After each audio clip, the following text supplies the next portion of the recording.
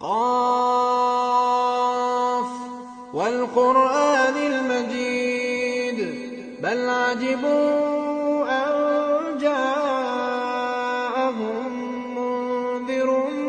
منهم فقال الكافرون هذا شيء عجيب أإذا متنا وكنا ترابا ذلك رجع بعيد قد علمنا ما تنقص الأرض منهم وعندنا كتاب حفيظ بل كذبوا بالحق لما جاءهم فهم في أمر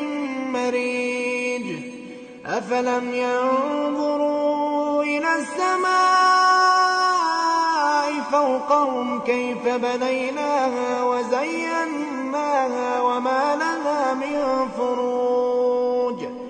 والأرض مددناها وألقينا فيها رواسي وأنبتنا فيها من كل زوج بهيج تبصرة وذكرى لكل عبد منيب ونزلنا من السماء ماء مباركا فأنبتنا به جنات وحب الحصيد والنخل باسقات لها طلع نضيد رزقا للعباد وأحيينا به بلدة ميتا كذلك الخروج كذبت قبلهم قوم نوح وأصحاب الرس وثمود وعاد وفرعون وإخوان لوط وأصحاب الأيكة وقوم تبع كل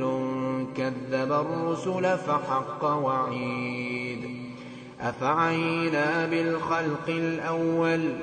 بل هم في لبس من خلق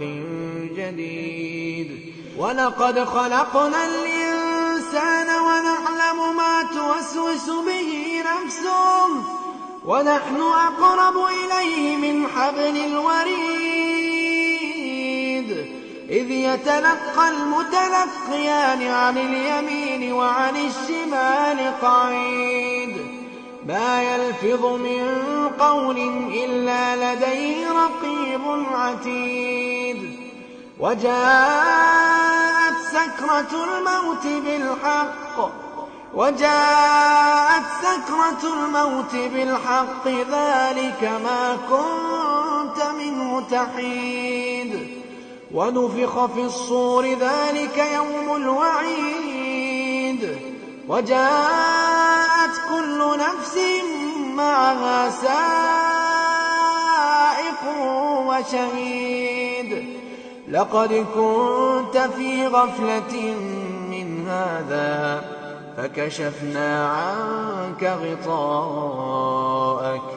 فبصرك اليوم حديد وقال قرينه هذا ما لدي عتيد ألقيا في جهنم كل كفار عنيد مناع للخير معتد مريب الذي جعل مع الله إلها آخر فألقياه في العذاب الشديد قال قرينه ربنا ما أطغيته ولكن كان في ضلال بعيد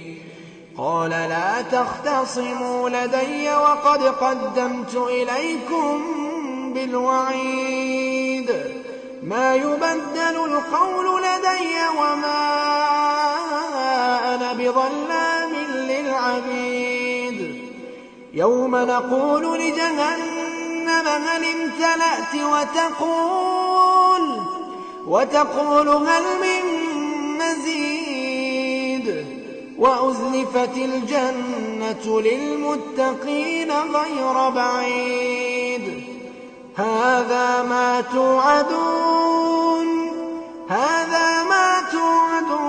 كل أواب حفيظ من خشي الرحمن بالغيب وجاء بقلب منيب ادخلوها بسلام ذلك يوم الخلود لهم ما يشاءون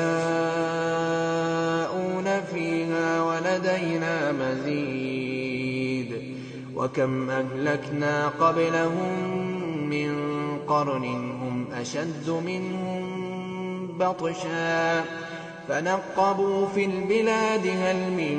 محيص إن في ذلك لذكرى لمن كان له قلب أو ألقى السمع وهو شهيد ولقد خلقنا السماوات والأرض وما بينهما في 6 أيام وما مسنا من لغوب فاصبر على ما يقولون وسبح بحمد ربك قبل طلوع الشمس وقبل الغروب ومن الليل فسبحه وأدبار السجود واستمع يوم ينادي المناد من مكان قريب يوم يسمعون الصيحة بالحق ذلك يوم الخروج إنا نحن نحيي ونميت وإلينا المصير يوم تشقق الأرض عنهم سراعا ذلك حشر علينا يسير نحن أعلم بما يقولون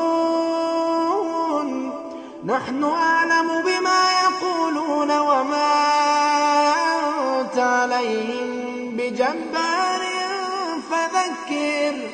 فذكر بالقرآن من يخاف وعيد